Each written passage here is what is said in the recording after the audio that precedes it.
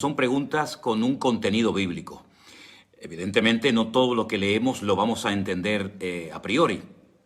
A veces necesitamos que alguien nos explique y para eso, con ayuda del Señor, estamos aquí. Así es que, repito, me alegro muchísimo de que muchos de ustedes me hagan preguntas de la Biblia, porque de eso se trata. Y también me alegro muchísimo, creo que lo he dicho en estos últimos días, la cantidad de católicos, la cantidad de personas, como me dijo hoy una señora, que nunca ha asistido a ninguna iglesia, digamos, evangélica, sino solamente a la iglesia católica, a la que ella hasta ayer o hasta estos días pertenecía. Dice, leyendo la palabra de Dios, leyendo el Apocalipsis, escuchando las explicaciones que usted ha dado sobre diferentes temas, qué ignorante que he sido. Cuántas cosas nos enseñaron y creíamos que eran de Dios y resulta que no tenía nada que ver con el Señor. Bueno, esa es la obra del Espíritu Santo. Eso es lo hermoso, que no es el hombre, no es una iglesia, no es una denominación la que está haciendo la obra, la que se está llevando la gloria y la honra, sino es nuestro Señor, nuestro Dios, al cual queremos levantar en alto y es a Él al que tenemos que darle las gracias y la gloria y la honra. Así que sigamos orando, mis queridos hermanos, para que todas estas personas, digamos, de un trasfondo católico, todas estas personas que se han separado de los caminos del Señor, todas estas personas que no han querido saber nunca nada de ninguna iglesia, de Dios ni de su palabra, pues ahora que el Espíritu Santo está obrando en sus vidas de una forma maravillosa, que la obra que Dios ha comenzado en ustedes, nada ni nadie la detenga. Bendito sea el Señor. Oramos, pedimos la bendición del Señor para esta tarde y les invito a todos ustedes, si quieren y pueden hacerlo, que oren juntamente conmigo para que el Señor en esta tarde nos ilumine, nos dé sabiduría y todas las respuestas que demos a las preguntas que ustedes nos han hecho llegar, pues sirvan para aclarar, para despejar dudas y sobre todo para que el Señor pueda seguir obrando maravillas en todos y en cada uno de nosotros. Padre Celestial, muchísimas gracias una vez más por este privilegio que nos das una vez más, Señor, de poder estar aquí con tu pueblo, con tus hijos, gente que ama tu palabra, gente que quiere honrarte y servirte.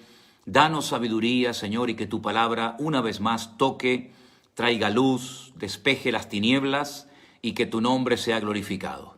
Nos ponemos en tus manos y sé tú el Maestro Divino, Espíritu Santo, ilumínanos y danos sabiduría de lo alto para dar respuestas a tus hijos en el nombre de Jesús. Amén y amén. Gloria a Dios. Voy a leerles Apocalipsis capítulo 3, versículo 20, un versículo muy conocido que muchos de nosotros conocemos hace años de memoria y que dice así. Apocalipsis 3:20. He aquí, yo estoy a la puerta y llamo. Si alguno oye mi voz y abre la puerta, entraré a él, cenaré con él y él conmigo.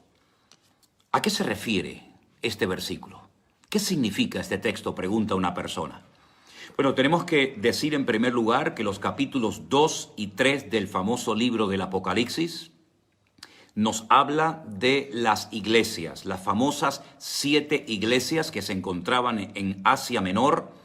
Cada una de ellas recibe una palabra, un mensaje, algunas un tirón de orejas, otros una palabra de aliento, pero en fin, cada una de estas 7 iglesias, que eran iglesias locales que existían en la época del apóstol Juan, que algunos piensan, algunos consideran que fueron fundadas directa o indirectamente por el ministerio del apóstol Pablo y sus colaboradores, pues necesitaban recibir una palabra, la recibieron.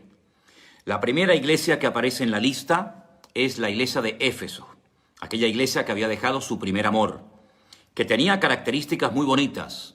Dice la Biblia que habían trabajado, habían sufrido, habían tenido paciencia, habían probado a los que se decían ser apóstoles y los habían hallado mentirosos, pero tengo contra ti que has dejado tu primer amor. Bueno, pues pasando por cada una de las iglesias llegamos a la última. Y la última iglesia que recibe un mensaje es la iglesia de Laodicea. Una iglesia orgullosa, una iglesia satisfecha de sí misma, Una iglesia que decía, nos hemos enriquecido, de ninguna cosa tenemos necesidad. Y cuando el Señor la confronta y le habla, le dice, pues ustedes no saben nada porque sois unos desventurados, miserables, pobres, ciegos y estáis desnudos. Y además le dice el Señor que unjan sus ojos con colirio, es decir, que amplíen la visión espiritual para que puedan ver la condición pésima, terrible, triste en la que se encontraba la iglesia. Cuando el Señor le dice a la iglesia de la Odisea, he aquí yo estoy a la puerta y llamo, no es algo que hay que interpretar literalmente.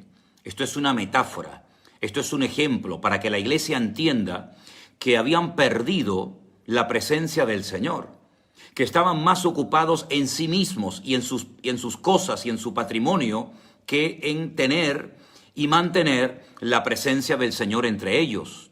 Ojo, porque aquí hay toda una advertencia para las iglesias y para el pueblo de Dios hoy en día.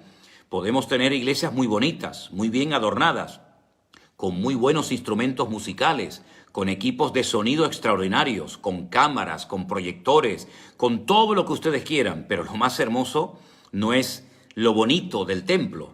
Lo más hermoso y valioso que tenemos es la presencia del Señor. Vamos a asegurarnos de que, aparte de tener una iglesia en condiciones y lo mejor posible, sobre todo, no perdamos nunca la presencia del Señor de entre nosotros, porque si no, no sé a quién le estamos cantando, a quién estamos adorando y a quién estamos honrando allá adentro. Que no sea la iglesia una especie de jaula de oro. Entonces, mi querido hermano o hermana que usted pregunta, ¿a qué se refiere el Señor cuando dice, he aquí yo estoy a la puerta y llamo? Pues se refiere precisamente, esto es una exhortación, un llamado de atención a que la iglesia despierte de su letargo, de su frialdad espiritual y reconozca que han perdido la presencia de Dios de entre ellos. Y por otra parte, les dice que si alguno oye su voz, es decir, si alguno todavía mantiene un mínimo de sensibilidad, pues que se abra la presencia del Señor y el Señor cenará con él y él con el Señor. Es decir, podréis restaurar la relación, podréis restaurar la comunión que se ha perdido por las razones que fueran, digamos, en ese momento las causas por las cuales se perdió la presencia del Señor. Por lo tanto, esto es más que nada lo que significa, mi querido hermano o hermana. Es una metáfora, es simplemente una forma de despertar la conciencia, la sensibilidad de la iglesia, que habían perdido la presencia del Señor y ellos creían que eran la mejor iglesia. No tenemos necesidad de nada, nos hemos enriquecido. Y era todo lo contrario, era la peor de todas las iglesias. Porque es verdad que en una iglesia había falsa doctrina, en otra había falsas profecías, en otra había enfriamiento, pero había un remanente que amaban y honraban al Señor. Pero en esta congregación habían perdido la presencia del Señor y no se habían percatado, no se habían dado cuenta. Por lo tanto, es simplemente una metáfora de volver otra vez a la comunión genuina con el Señor. Espero que le haya podido responder a su pregunta, mi querido hermano o hermana. Otra persona hace la siguiente pregunta. Pido por favor que prestemos atención. Y dice, he estado con una tremenda necesidad de una respuesta a mi inquietud. Resulta que yo voy a una iglesia que predican exclusividad. Ellos dicen que son la única iglesia verdadera, por su sana doctrina y por sus sanos consejos. Y se aferran a Juan capítulo 10, versículo 16. Vamos a leer el versículo, hermana o hermano, que usted nos dice que recitan continuamente en esa iglesia. Dice el texto bíblico, también tengo otras ovejas que no son de este redil, aquellas también debo traer y oirán mi voz y habrá un rebaño y un pastor. Entonces, siguiendo con su pregunta, usted dice que se congrega en una iglesia que se proclama exclusiva, excluye a los demás porque ellos consideran que por su sana doctrina, que por sus sabios consejos, ellos son la única iglesia verdadera. Dicen que en toda la Biblia solo se habla de una sola congregación o iglesia a la cual Dios salvará. ¿Qué opinión merece esto para usted, pastor? Ayúdeme, hermanos. Yo le sigo desde los comienzos y han sido de gran bendición para mi vida. Bueno, no me diga, por favor, dónde se encuentra esa iglesia, porque si se me ocurre a mí algún día visitar su congregación, ya no va a ser la iglesia verdadera, se la echaré a perder. Así es que, mi querido hermano o hermana, ¿cómo va a ser esa congregación a la cual usted asiste?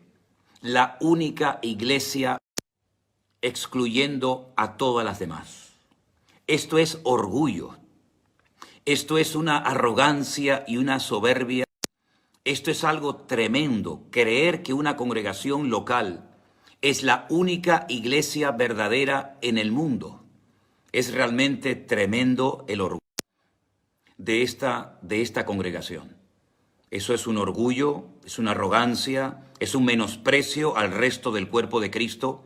Y yo espero sinceramente que algún día estos miembros de esta congregación, este pastor, estos pastores o líderes, se den cuenta de que esto es un pecado terrible, el menospreciar al resto del cuerpo de Cristo.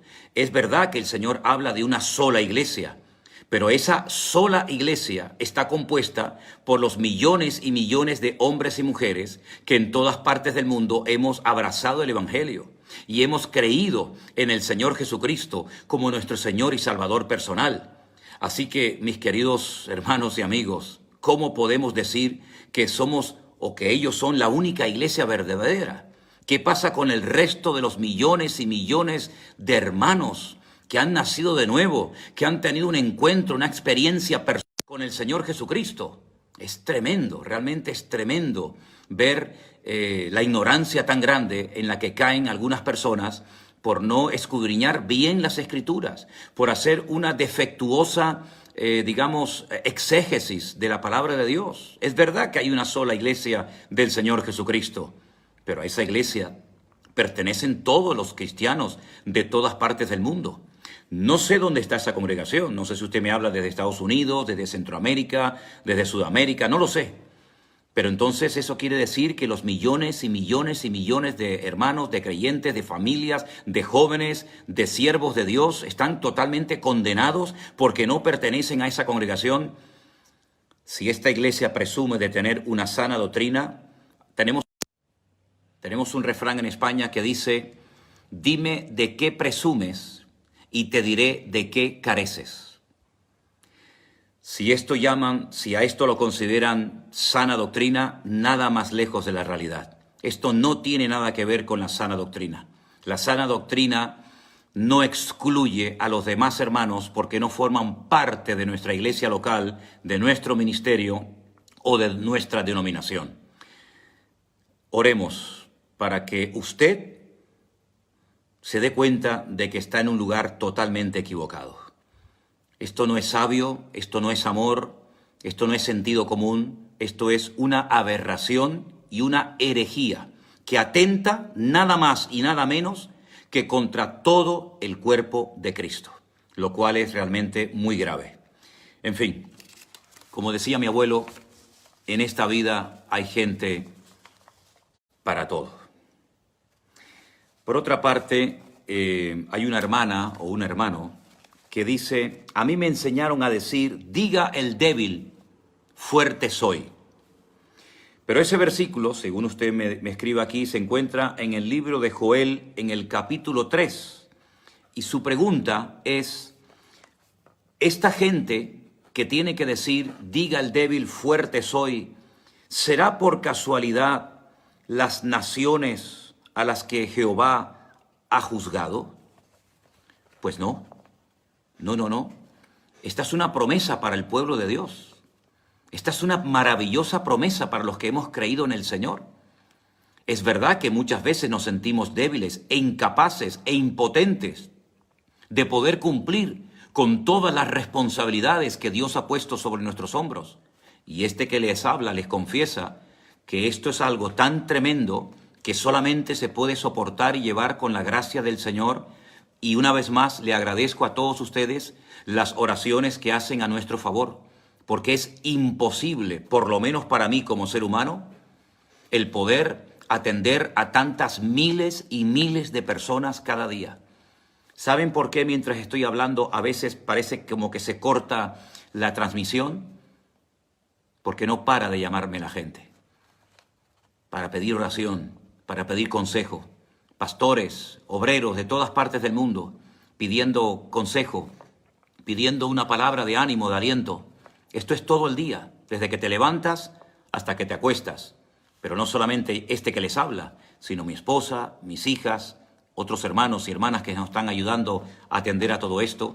¿Cómo no vamos a decir nosotros, diga el débil, fuerte soy, si nunca hemos sentido nuestra debilidad y nuestra incapacidad para poder atender con todo esto? Es algo que realmente es imposible si no es con la gracia del Señor. No son las naciones que han sido juzgadas por Jehová, como usted dice, por el Señor, las que van a decir, diga el débil, fuerte soy. Somos nosotros los cristianos, los hijos de Dios, los que formamos parte del único pueblo que Dios tiene. Me da igual si es judío, español, árabe, japonés o latino, me da igual. Nosotros nos hemos sentido muchas veces débiles e incapaces de hacer la obra de Dios, pero hay una promesa que podemos decir, diga el débil, fuerte soy en el Señor, no en mi sabiduría, no en mi experiencia o conocimiento. Nuestra fortaleza no depende de lo que somos, nuestra fortaleza depende de nuestro Dios. Por muchos años que tengamos, por muchos años de ministerio, experiencia, si no es por la gracia del Señor, es totalmente imposible ser eficaces en el Evangelio. No presumimos de que somos mejores que nadie. No presumimos de que no necesitamos de nadie, como lamentablemente le ocurría a la iglesia de la Odisea, que llegaron a decir, fíjese qué disparate, nos hemos enriquecido y no tenemos necesidad de nada ni de nadie. Parafraseando el versículo, para que después no digan, no, pastor, es que eso no dice el versículo. Estoy parafraseando el texto, ¿sí? Pues nosotros somos débiles, pero en el Señor Él renueva nuestras fuerzas, Él nos da gracia, Él nos da la sabiduría y Él es el que hace la obra a través de instrumentos de barro, como somos todos y cada uno de nosotros. Estimado pastor, no entiendo cuando la Biblia dice en Mateo 24 que las potencias de los cielos serán conmovidas. Pues muy fácil, hermano o hermana. Cuando venga el Señor Jesucristo, todo va a ser sacudido, como cuando viene un viento fuerte. Hace unos días hemos tenido aquí en Santa Cruz, en la ciudad donde nosotros vivimos, un viento tremendo y han caído cantidad de ramas y cantidad de hojas de los árboles por efecto del viento. Pues así va a ocurrir cuando venga el Señor Jesucristo. Su venida va a ser tan espectacular, tan poderosa, tan maravillosa, que las potencias de los cielos, el sol, la luna, las estrellas, los astros, la tierra, los océanos, los ríos, las montañas, todo va a ser sacudido, todo va a ser zarandeado, porque viene el Rey triunfante y glorioso, y todo ojo le verá, y toda rodilla se doblará, y todo el mundo dirá, Él es el Señor para gloria de Dios Padre. ¿Cómo no se va a sacudir el cielo, la tierra, el sol, la luna, las estrellas, cuando venga en gloria y en poder, cabalgando sobre un caballo blanco, el Rey de Reyes, el Señor de los Señores, el Alfa y el Omega, el principio y el fin, el Verbo hecho carne? ¿Cómo no se van a conmover las potencias? ¿Cómo no se van a sacudir los demonios? ¿Cómo no van a caer postrados millones y millones y millones y millones de personas adorando al Rey, reconociendo que su religión, reconociendo que sus sectas, reconociendo que sus patrañas y mentiras no sirvieron para nada, pero por fin se demostrará? Hermanos, gloria a Dios, al fin se demostrará que creímos en el verdadero, y el verdadero era y es y será eternamente nuestro Señor Jesucristo. Va a ser sacudido el cielo y la tierra cuando venga el Señor y ponga sus pies sobre el monte de los olivos. Zacarías capítulo 14, y el monte de los olivos, que lo he pisado docenas y docenas de veces, se partirá cuando los pies del Santo de Israel se posen sobre esa montaña. Y vamos a ver a los judíos, a los musulmanes, a todos los árabes, a todos los satanistas, a todos los políticos soberbios y orgullosos de la tierra, aquellos políticos que robaron, aquellas personas que mintieron, a los enemigos del Evangelio. Vamos a verlos a todos postrados, tirados a tierra, como cuando cayeron a tierra aquellos hombres que fueron a aprender al Maestro, al huerto de Getsemaní. Cuando él dijo, ¿a quién venís a buscar? Dice, a Jesús. Dice, yo soy. ¡Pum! Y cayeron todos a tierra. Pero luego se levantaron. Pues cuando venga el Señor Jesucristo, Él va a sacudir toda la creación. Toda la creación va a ser sacudida y zarandeada por nuestro Señor Jesucristo. Así que, mis queridos hermanos, o amigos, o quien haya hecho esta pregunta, eso es lo que significa. Todo va a ser sacudido, como cuando se sacude un olivo y comienzan a caer las aceitunas, o cuando se sacude un árbol y caen las frutas, así va a ser sacudido todo cuando venga nuestro Rey, triunfante y glorioso, aquel que crucificaron, aquel que mataron, aquel que creían que metiéndolo en una tumba habían acabado con él, se equivocaron. La tumba fue vencida, el diablo fue derrotado, el infierno fue destruido eternamente y para siempre. No tiene ninguna influencia, ningún poder, ninguna autoridad sobre los hijos e hijas de Dios. Por eso cuando me llegan correos, llamadas, WhatsApp, mensajes, pidiéndome los cristianos, los hijos de Dios, los hijos del Rey, pidiéndome que sean liberados de demonios, que tienen que pagar encuentros y posencuentros y más encuentros para que le saquen los demonios y las maldiciones, me indigno. La ira santa, si me permiten la expresión, la ira santa me revuelve las entrañas cuando veo a los hijos de Dios viviendo como mendigos, siendo engañados y manipulados por personas sin escrúpulos, que asustan a las ovejas, diciéndole, vengan para acá, páguenme tanto dinero, denme una ofrenda, denme un diezmo, hagamos un pacto para sacarte los demonios. A ti había que sacarte los demonios, a ningún cristiano hay que sacarle los demonios. Nosotros tenemos el Espíritu Santo de Dios, con el cual hemos sido sellados. El diablo tiembla ante un hijo de Dios. El diablo tiembla cuando pronunciamos el santo y bendito nombre del Señor Jesucristo. A nosotros no tienen que sacarnos nadie los demonios, porque nosotros hemos sido sellados por el Espíritu Santo de Dios. A veces es la carne, las emociones, la histeria colectiva la que se manifiesta, pero no son demonios. Qué ignorancia tan grande cuando hay iglesias donde caen postradas las personas al suelo y creen que todos los que caen postrados al suelo están endemoniados y siempre son los mismos. Nosotros hemos sido sellados con el Espíritu Santo. El Espíritu Santo entró en el cuerpo del Señor Jesucristo a los 3 días y lo levantó de la tumba. Si el Espíritu de aquel que levantó a Cristo de los muertos mora en vosotros, también vivificará vuestros cuerpos mortales por su Espíritu que os fue dado. ¿Saben lo que estoy hablando? ¿Saben lo que estoy diciendo? El poder, la potencia, la autoridad. ¿Qué dijo el Señor Jesucristo, mis amados hermanos, Iglesia de Cristo? Recibiréis poder cuando haya venido sobre vosotros el Espíritu Santo, y ese dunamis, esa dinamita, ese poder de lo alto, está dentro de nuestros corazones. Así que no vivan con miedo, no vivan con el evangelio del terror, no vivan asustados, vivan victoriosos, levanten la cabeza, estén orgullosos, alegres y contentos de la salvación tan grande que el Señor nos ha dado. Bendito sea Dios. Que tiemble el diablo, que tiemble el mundo, que tiemblen los que quieran, pero nosotros tenemos al Rey del universo con nosotros, al Creador del cielo y de la tierra. Bendito sea nuestro Dios. Otra pregunta que nos hacen en esta tarde es la siguiente. Pastor, en 1 de Timoteo 1:20, vamos a leer 1 Timoteo 1:20, de los cuales son Himeneo y Alejandro, a quienes entregué a Satanás para que aprendan a no blasfemar. Eso dice 1 de Timoteo 1:20. Esta pregunta, si no me equivoco, la hace una hermana. Y me dice esta hermana, Pastor, Pablo se refiere a Alejandro y a Himeneo por blasfemar y conducirse en contra de Dios. Y luego dice que los entregó a Satanás. ¿Cómo lo hizo? ¿Es esto una práctica que se hace en las iglesias tras bambalinas? Una práctica que se hace en iglesias tras las bambalinas. Nosotros no hacemos nada tras las bambalinas. Los cristianos somos hijos de luz y no hacemos las cosas a escondidas. No tenemos que avergonzarnos de nada de lo que hacemos. Espero que no tengamos que avergonzarnos de nada de lo que hacemos. No nos avergonzamos del Evangelio porque es poder de Dios. Pero fíjense por qué me hace esta hermana esta pregunta. Le pregunto esto porque según esta hermana me cuenta, hay una iglesia en México en donde el pastor hizo una junta con sus líderes y en un acto deliberado, este pastor forzó a los líderes de esta iglesia a entregar deliberadamente el alma de otro pastor a Satanás. por no convenir a sus intereses y estar en contra de su ideología de salvar a las almas a través de la doctrina de la prosperidad. La prosperidad no es ninguna doctrina, pero bueno, yo leo literalmente su pregunta. Lo digo con conocimiento de causa, pues me tocó ministrar a alguno de estos líderes, pues espiritualmente se sentían destituidos de la gracia de Dios y con mucho cargo de conciencia.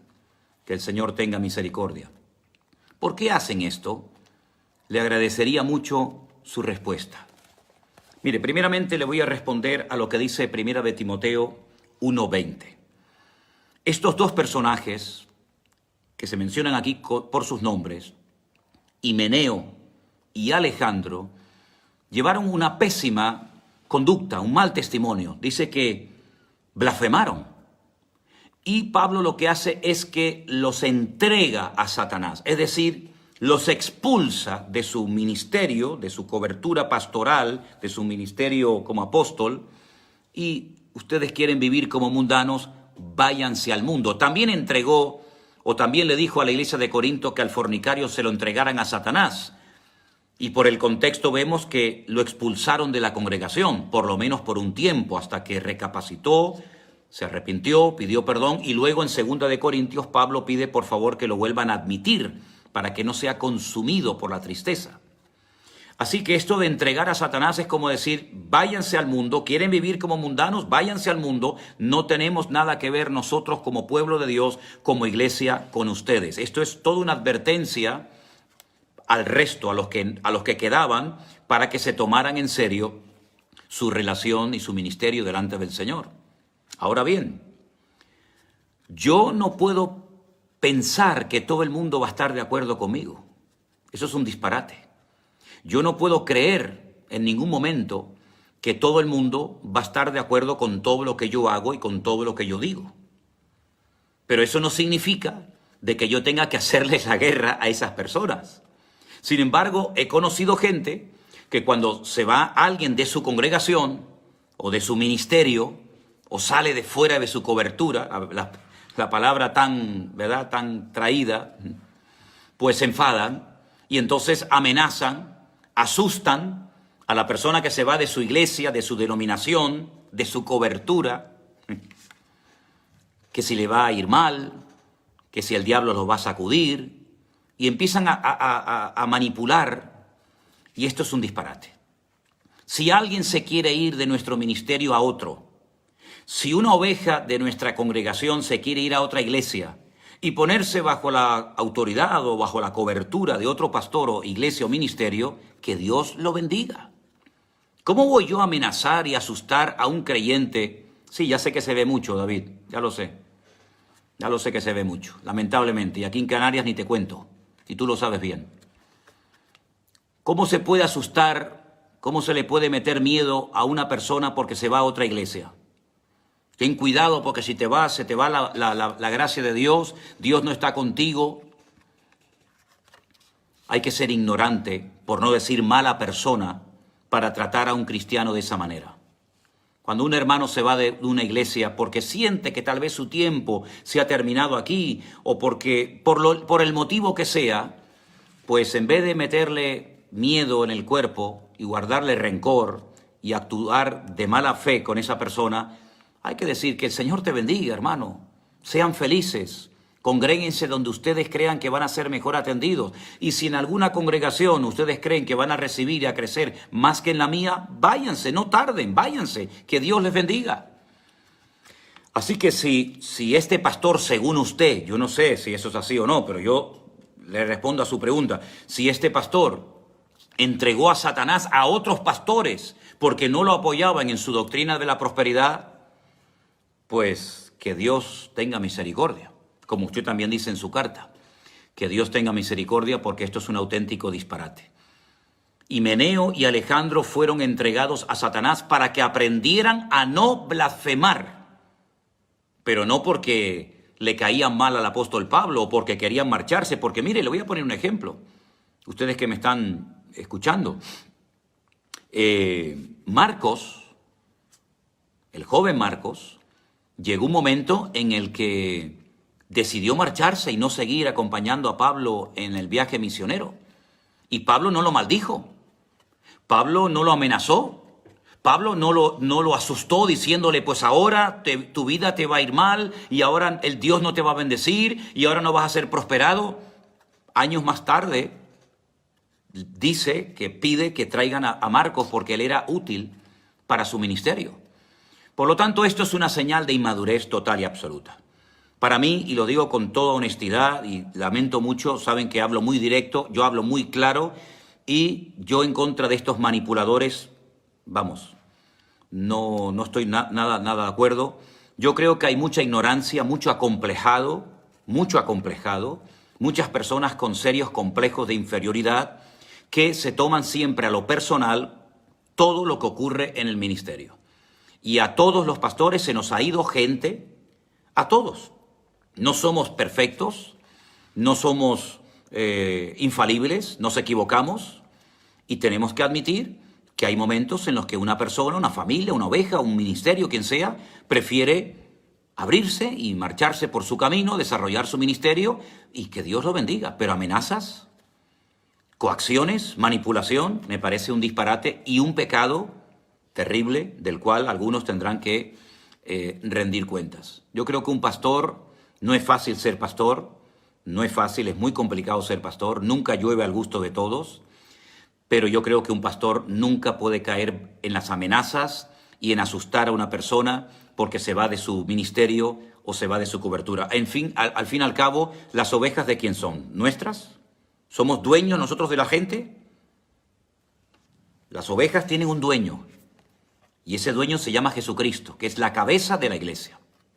Así es que sé que hay mucha gente que ha sufrido porque se han marchado casi a escondidas por la puerta de atrás, como quien dice, de las iglesias, porque como digan que se quieren marchar a otra, les amenazan, les coaccionan, pero esto es un auténtico disparate y nosotros no estamos en absoluto de acuerdo con este tipo de actuaciones. Y bueno, hermanos, si no me equivoco, sí, voy a responder a una última pregunta. La pregunta es de alguien que me escribe, me dice, Shalom, pastor, me gustaría saber cuál es la diferencia entre alma y espíritu. Bueno, cuando usted estudia las palabras en el idioma original, nefesh para alma, ruach para espíritu, primeramente son dos palabras, son dos términos diferentes.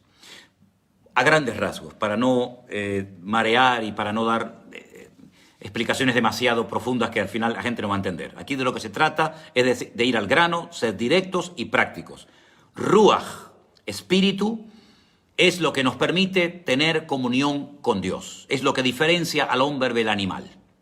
Nefesh, alma, es la vida. Cuando el alma sale del cuerpo de una persona, esa persona automáticamente muere. El cuerpo es el estuche, la funda donde mora el espíritu y el alma. El alma es la vida. El espíritu es la parte que nos conecta con el Creador, con el Eterno, que quedó desconectado el espíritu humano con el espíritu de Dios o con Dios. Por eso en el Nuevo Testamento, sobre todo, se tiene que echar mano de la mayúscula o la minúscula para diferenciar al Espíritu de Dios o al Espíritu Santo con mayúscula del Espíritu con minúscula del ser humano. En hebreo, en griego no hace falta eso porque hay palabras específicas para referirse al Espíritu de Dios y palabras específicas para referirse al Espíritu humano. El Espíritu humano quedó desconectado de la presencia de su Dios por el pecado. Él os dio vida cuando estabais muertos en vuestros delitos y pecados, es decir, volvemos a la vida, volvemos a nacer. Se conecta nuestro espíritu con el Espíritu de Dios y ahora tengo comunión y relación diaria y permanente con mi Dios, Él conmigo, yo le conozco a Él, Él me conoce a mí, Él es mi Padre, yo soy su Hijo y el alma es la vida, el Espíritu es lo que me conecta con mi Dios. Dice usted que en Romanos 8 se habla de que el Espíritu, con mayúscula, para referirse al Ruach HaKodesh, el Espíritu Santo, da testimonio a nuestro espíritu, en minúscula, de que somos hijos de Dios. Efectivamente, cuando usted nace de nuevo, automáticamente usted sabe que usted es un hijo y una hija de Dios. No hace falta que se lo estén repitiendo todo el día. Y también cuando usted hace algo mal, se siente mal. ¿Por qué? Nadie lo ha visto, nadie lo sabe. Nadie lo conoce, pero el Espíritu que mora en usted, el Espíritu Santo, le da testimonio de que algo no se ha hecho bien.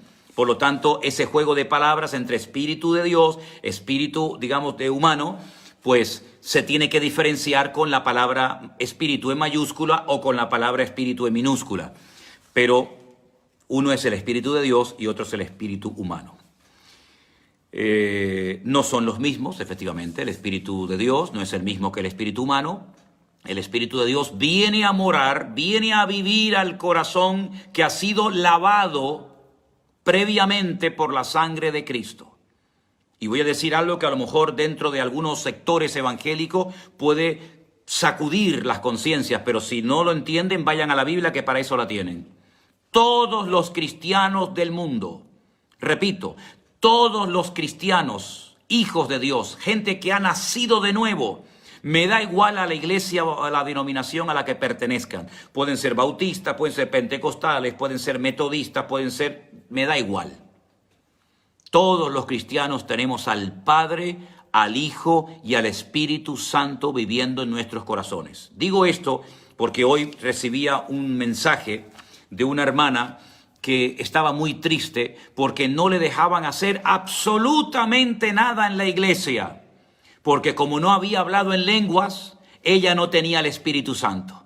Y como no había hablado en lenguas y no tenía el Espíritu Santo, no era digna de hacer nada en la iglesia. Otro disparate más. Otra locura más. De las típicas denominaciones que insisten e insisten e insisten y siguen con lo mismo y enseñan algo incorrecto, diciendo que el que no habla en lenguas no tiene al Espíritu Santo. Mentira. No crean a esas mentiras. Todo cristiano tiene al Padre, al Hijo y al Espíritu Santo. Vendremos, plural, vendremos y haremos, plural, morada en Él. No es que ahora entra Dios, dentro de un año el Señor Jesucristo, dentro de 6 meses el Espíritu Santo, ahora sale, ahora entra, ahora entró un demonio, ahora sale, ahora... No, eso no es serio, eso no es Biblia. Eso es ciencia ficción, eso es Hollywood, pero eso no es evangelio. Padre, Hijo y Espíritu Santo vienen a morar a la vida de todo creyente. Hable o no hable en lenguas, porque no todos tienen que hablar en lenguas. Uy, ¿qué ha dicho, pastor? Sí, se lo repito. No todos tienen que hablar en lenguas. Uy, pero es que en mi iglesia obligan. Bueno, en su iglesia pueden hacer lo que quieran, pero la Biblia no obliga a nadie a hablar en lenguas. Y si usted nunca habla en lenguas, usted tiene el Espíritu Santo en su corazón. Porque por un mismo Espíritu fuimos todos bautizados en un cuerpo. Así es que, aunque usted no hablara nunca en lenguas, usted tiene el Espíritu Santo. Y si un pastor, un obispo, un reverendo, un profeta, me da igual, le enseña todo lo contrario, le está mintiendo. Eso no es bíblico. Todo nacido de nuevo, lavado y comprado por la sangre de Jesucristo, tiene al Padre, tiene al Hijo y tiene al Espíritu Santo. Que usted habla en lengua, gloria a Dios. Que no habla en lengua, gloria a Dios. Que usted tiene muchos dones, gloria a Dios. Que no tiene ningún don, que no es verdad, porque siempre tenemos alguno, también gloria a Dios. Pero no se dejen más manipular. Estas clases, estas lecciones, este momento que pasamos aquí prácticamente 3-4 veces a la semana, no solamente es para que ustedes comiencen a leer la Biblia y se hagan autodidactas, sino ¿saben para qué es también? Para que no se dejen engañar más. Para que no se dejen asustar por nada ni por nadie. Para que duerman en paz, para que vivan en paz, para que sean felices y disfruten de su relación con el Señor, de sus familias, de la vida. Porque el Señor nos ha creado para ser felices y no para estar amargados, asustados y amedrentados todo el santo día. Así que, mis queridos hermanos, Dios les bendiga muy, muy ricamente. Mañana jueves tendré el devocional por la mañana, como cada día, de lunes a viernes, pero por la tarde tenemos culto. Por lo tanto, no hay el pastor online. El viernes vamos a comenzar unas actividades especiales para la iglesia virtual. Por lo tanto, el viernes no tendremos el pastor online. Pero no se quejen. He estado con ustedes el lunes, He estado con ustedes el martes, he estado con ustedes hoy miércoles, estoy con ustedes todas las mañanas en el devocional, voy a estar mañana jueves en el culto, voy a volver a estar el domingo por la tarde en el culto, es decir, que estoy todo el santo día metido en su casa. Estoy todo el día con ustedes. Así que el viernes, disculpen, no vamos a tener el pastor online y saben que luego el sábado es un día un poquito para descansar, aunque poco descansaremos porque tendremos visita y estamos organizándonos cada vez más y más para servirles a ustedes lo mejor posible. El domingo a la mañana estaré predicando en nuestra iglesia en el Puerto de la Cruz, donde está el pastor Marcos, y por la tarde estaré predicando aquí. Así es que esta semana está muy cargadita de actividades, porque la próxima semana nos tomaremos unos días de vacaciones, pero gracias al Señor vamos a seguir en contacto. Que Dios les bendiga. Si me permiten, vamos a terminar con una oración. Y si es posible y no va conduciendo, cuidado, cierre sus ojos conmigo y dele gracias al Señor por este precioso tiempo que el Señor nos ha permitido disfrutar y tener en esta tarde. Oramos. Padre Celestial, te doy muchísimas gracias por cada uno de los hermanos que se han conectado en diferentes partes del mundo para aprender de ti y de tu preciosa palabra. Señor, ayúdanos y guárdanos y protégenos de todo peligro, de todo mal. Usa nuestras vidas poderosamente para que tu palabra corra hasta el último rincón de la tierra y miles y miles y millones de personas te reciban y te conozcan. Señor, bendice a cada persona que te ama, a cada persona que se esfuerza cada día en tus caminos. Gracias, Señor, por ser nuestro Dios, por esta salvación tan grande que nos has dado. Enséñanos a disfrutar, Señor, enséñanos a estar gozosos y alegres, porque el gozo del Señor es nuestra fortaleza. Bendecimos tu nombre y te damos gracias. En el nombre de Jesús. Amén.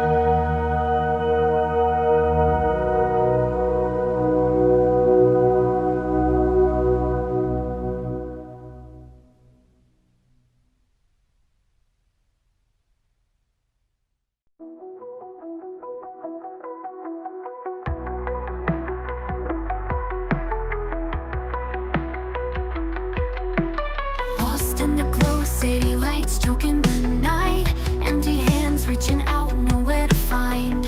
Broken dreams like shards beneath our feet, echoes of whispers, no soul can meet. Eyes wide open, can't see through the haze.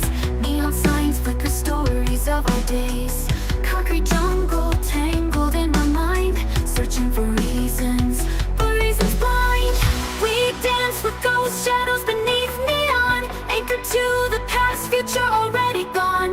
Can't escape the pull, dark thoughts intertwined. Melodies fade out in the silence we find.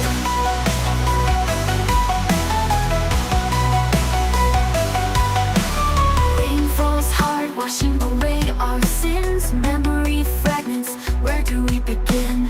Lost connections, voices faintly call, caught in the current, fearing the fall.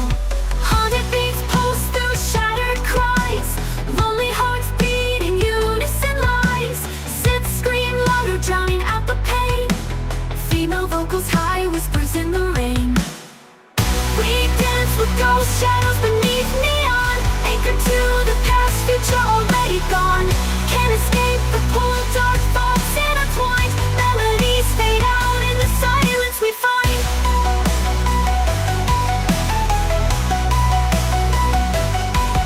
We dance with ghosts, but shadows can fade, letting go of the past. A choice to be made, break free from the pull, rewrite the design. Melodies rise up, a new strength we find.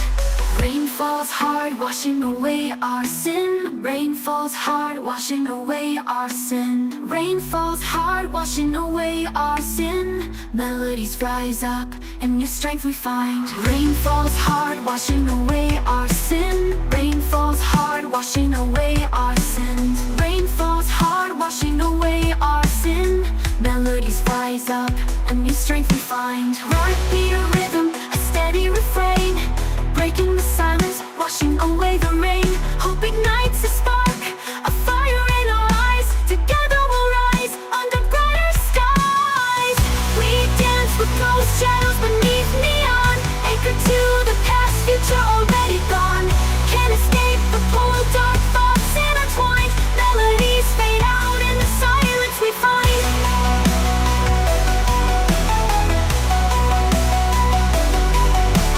Sunrise paints the building streaks of gold, a chance to break free, a story untold. Maybe this heartache won't hold me so tight. Maybe a new day can set things right. Haunted beats pulse through the steady refrain.